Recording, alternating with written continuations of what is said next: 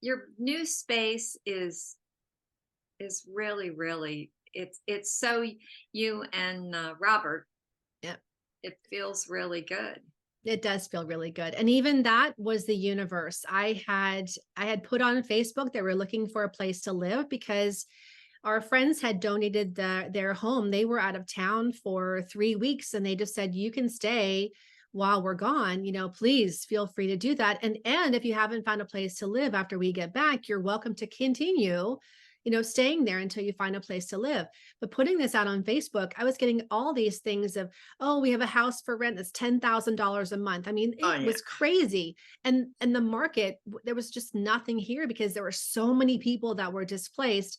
And not only were people displaced, but all these people were coming over from Miami and Fort Lauderdale trying to help recovery. And they were taking hotel rooms and apartments and Airbnbs and really limiting those of us who were, really needed a place to live because you Yeah. can't live in a wet house. I mean, I don't know how people did that after the Ugh. storm. But I put it on Facebook, was getting all these, emails and messages and phone calls.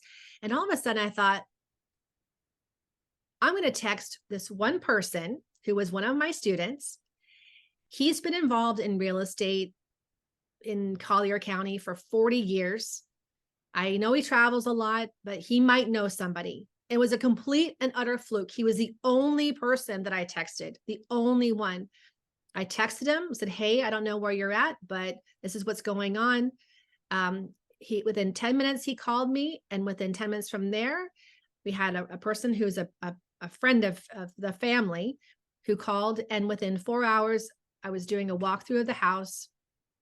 And then from there, we signed the lease and we were able to start to move our stuff from our wet house into this one versus figuring out how to put it in dry storage and do all that kind of stuff. So it was really grace of the universe that has really gifted us with that. So lessons learned along the way and being willing to receive is a big part of it. Big, It big part of is. it.